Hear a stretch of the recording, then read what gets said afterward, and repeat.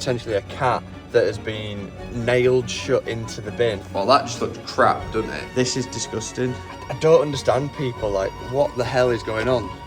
So, keys are locked in there. The door has come off the hinges. Today on this channel we share all of the ups and all of the downs on here. So, everybody has gone on holiday and left me to it, and sod's law, of course, as soon as everybody goes away, we get a report of a beehive in our properties. We've got some issues in one that I'm about to go check on now, and then we've got a door that's fallen off its hinge in one of our other properties. So I'm now the handyman for today. It's one of them where it's like, obviously a lot of the time I just delegate the jobs and like manage the people and manage the business and that kind of stuff, but you gotta get your hands dirty sometimes when it comes to it. So I'm lugging cardboard about. We're gonna get rid of that soon, and then we're gonna get all these handyman jobs sorted. And yeah, just another one of these days. But I'll take you around with me. It's going to be me holding the camera. James has gone to Marbella for a CrossFit competition. Alex has gone to Lanzarote on holiday, lapping it up in the sun. And it's just me and Dan. Back to the good old days.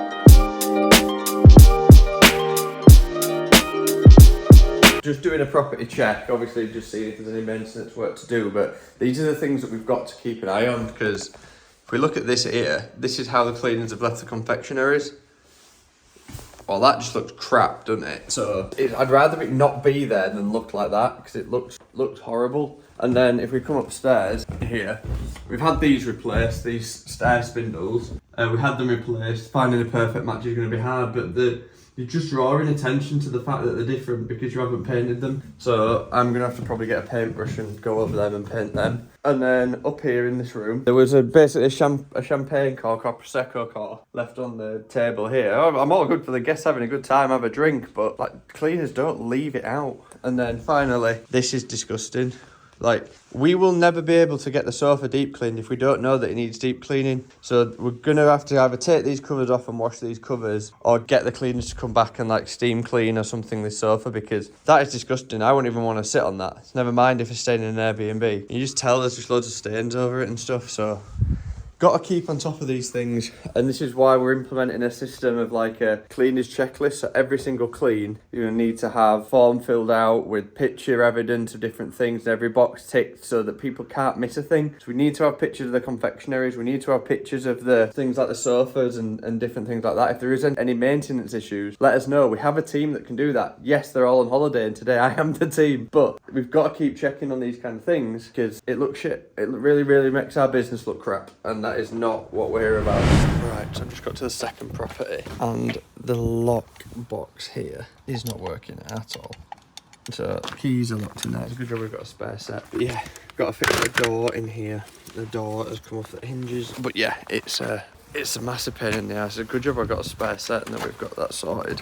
It's just, again, just little things that have not been reported and whatnot. Certain lights have been left on. Lights getting left on is a pain in the ass because there hasn't been anyone in this property for the last kind of 4 or 5 days. And we've got someone checking in later today. Some of the heating radiators have been left on, and some of the lights have been left on. So obviously costing us money at the end of the day. One of them things we need to make sure that the cleaners are double checking all this thing. How do we implement all this system and make sure that that's fine? We make sure we've got these checklists sorted. So again, more and more issues, but this is just literally business. Obviously, you might think, Jesus, Adam, you're having a lot of problems with different things. It's like, I am, but so does every other person in the world that does this business model. But nobody actually shows you it. And when you've got around top high 20s going into 30 properties, you've got these issues. You're going to have these issues. People just don't talk about it. Here we go. This is my issue. What I'm here to fix today.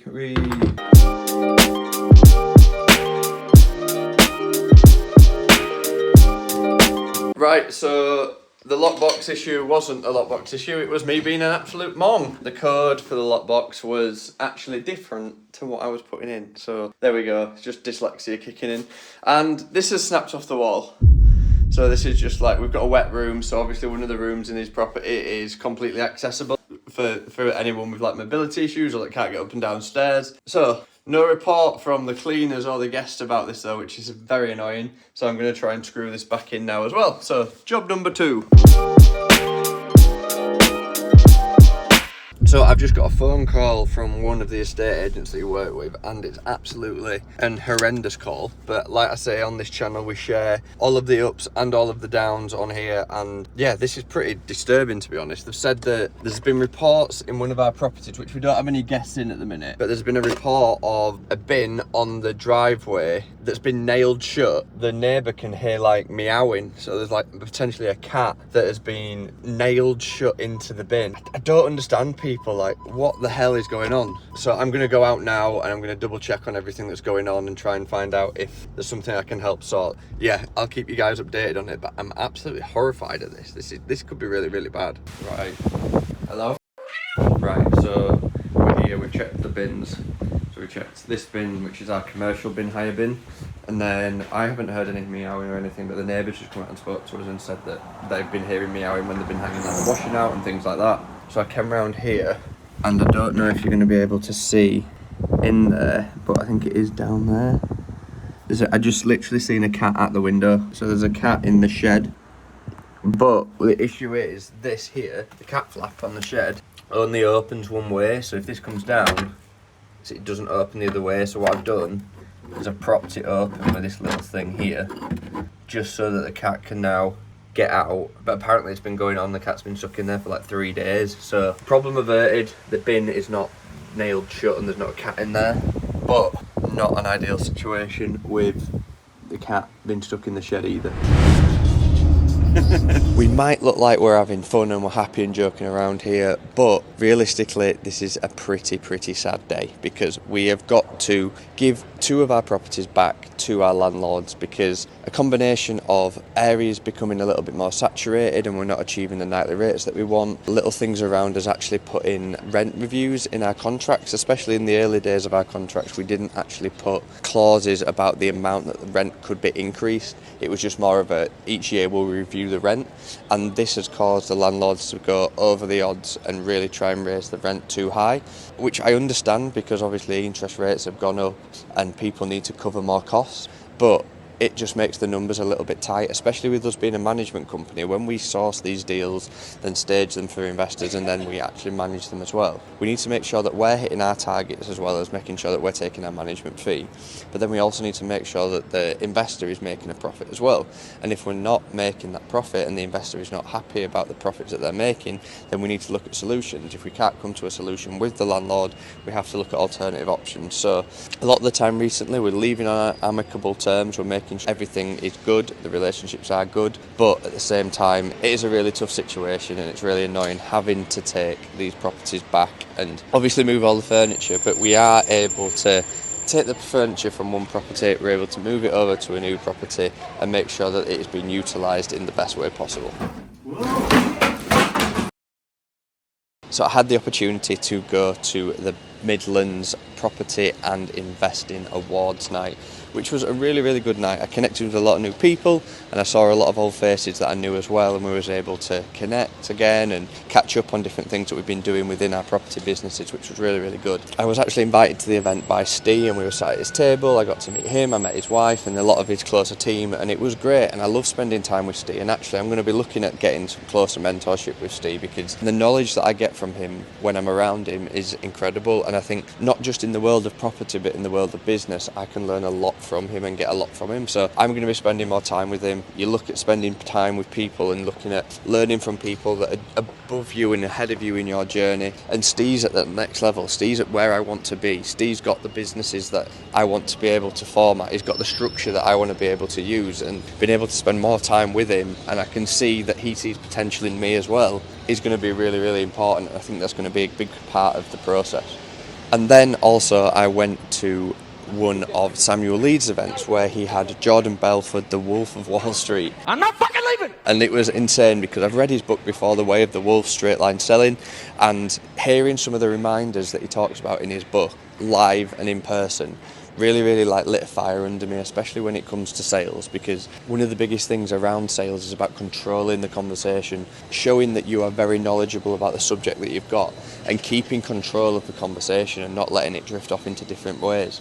So learning about this and getting different elements of this process like refined and sharpened is really key, and I learned loads from this event. It reminded me of loads, and it actually made me want to reread his book again, so I'm going to be getting that on Audible very soon. But I learned loads from that event. Jump in and talk about it. When we're talking about sourcing properties, obviously sourcing, staging and managing is a big structure that we've got within our business.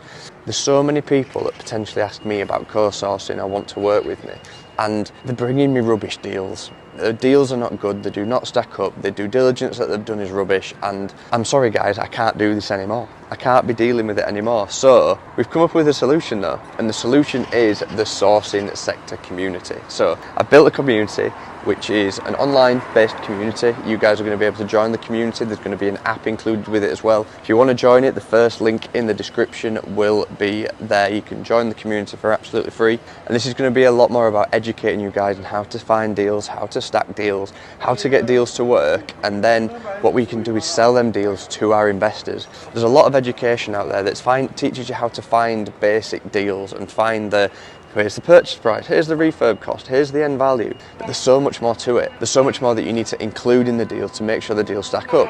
You need to find all these hidden costs, you need to understand it. When you're looking at rent to rents, there's so many other fees than just the rent, the deposit, and the nightly rate that you're going to get. You need to understand it all, and we're going to be going over all of this in the sourcing sector community. So if you guys are interested in joining, you can join for absolutely free, top link in the description, and we'll be able to jump on there. You'll get loads of education and advice, you'll get loads of Zoom calls and loads of different stuff to really take your property investing, your property knowledge, your property deal sourcing to the next level. And then you find good properties, you bring them to us and our team, we sell these property deals to our investor list, and then we all make money at the same time. So this is it guys, this is key, this is the thing that we want to be doing. We want to be making sure that we're finding good opportunities that we're able to sell to the investors, and we want you guys to make money along the way doing it as well.